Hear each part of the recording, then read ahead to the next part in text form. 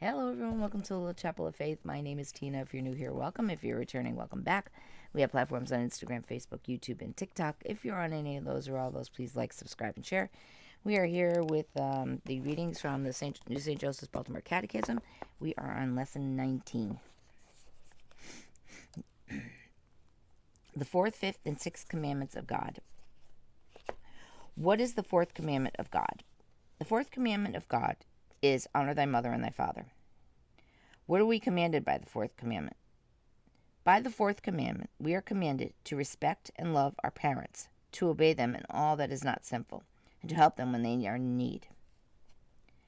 Does the fourth commandment oblige us to respect and to obey others besides our parents?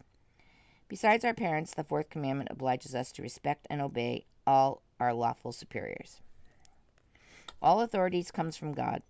When God gives authority to people, he uses those people as signposts to show us what pleases him in a particular case. To refuse to obey anyone with true authority, as parents, teachers, etc., is to refuse to obey and to reject his will. What makes obedience the hardest? Though it is not the person we must obey, but our own likes and dislikes, our own love for ourselves. When we obey quickly in something we like, this is really loving of ourselves. When we obey quickly in what we do not like, this is true love of God. However, authority has its limits. If someone in authority goes outside those limits, then in that case, he is no longer represents God and is not a signpost of his will. As example, would be a parent commanding a child to do something sinful or forbidding that child to follow a religious vocation. What duty have parents toward their children and superiors toward those under their care? Parents must provide their spiritual and bodily welfare of their children, superiors, according to their varying degrees of responsibilities, must care for those entrusted to them. Parents must care especially for those spiritual needs of their children, since these are the most important, teaching them to pray, developing their virtues such as obedience, truthfulness, unselfishness, etc. They must see to it that they receive a thorough Catholic education, not merely a few instructions before First Communion and Confirmation. What are the duties of a citizen towards this country? A citizen must love his country, be sincerely interested in its welfare, and respect and obey its lawful authority. How does a citizen show a sincere interest in his country's welfare? A citizen shows sincere interest in his country's welfare by voting honestly and without selfish motives, by paying just taxes, and by defending his country's rights when necessary. Why must we respect and obey the lawful authority of a country? We must respect and obey the lawful authority of our country because it comes from God, the source of all authority. Why are we obliged to take an active part in the works of good citizenship? We are obliged to take an active part in works of good citizenship because right reason requires citizens to work together for the public welfare of the country. What are the chief duties of those who hold public office? The chief duties of those who hold public office are to be just to all in exercising their authority and to promote the general welfare. What does the fourth commandment forbid?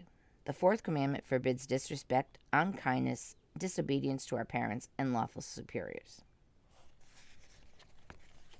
The fifth commandment. What is the fifth commandment of God? The fifth commandment of God is, thou shalt not kill. What are we commanded by the fifth commandment? By the fifth commandment, we are commanded to take proper care of our own spiritual body, well-being, and that of our neighbor. The fifth commandment obliges us to show love for our neighbor by respecting his person and not injuring him in any way. Some things this commandment obliges us to do are easy, such as eating and drinking. Others are hard, such as taking medicine when necessary. If we love God, we do all things. He commands hard or easy simply because it pleases him. What does the fifth commandment forbid? The fifth commandment forbids murder and suicide, and also fighting, anger, hatred, revenge, drunkenness, reckless driving, and a bad example. We are forbidden to hurt or injure our neighbor's body by murder, fighting, etc., by our own suicide and neglect of health. We are also forbidden to injure anyone's soul by bad example. The sixth commandment. What is the sixth commandment of God? The sixth commandment of God is, thou shalt not commit adultery. What are we commanded by the sixth commandment? By the sixth commandment, we are commanded to be pure and modest in our behavior. Our bodies are temples of the Holy Spirit, and we should therefore respect them and cover them with modesty. We must also respect those of the opposite sex. What does the sixth commandment forbid? The sixth commandment forbids all impurity and immodesty in words, looks, and actions, whether alone or with others. Examples of this would be simply to satisfy sinful curiosity, impure conversation, looking at bad pictures, undue familiarity with the opposite sex. What are the chief dangers to the virtue of chastity?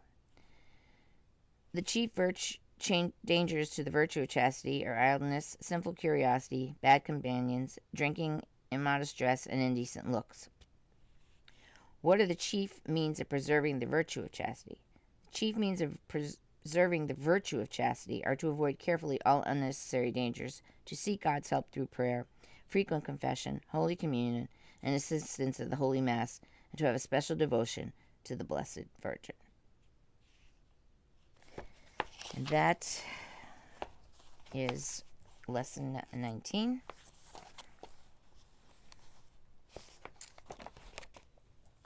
There's a couple words in there I wasn't sure. I don't want to get knocked off. It is anyone who's on any of the platforms looking at these, it does come from this book. So until then, be well, be safe, be kind to each other. May God bless us all.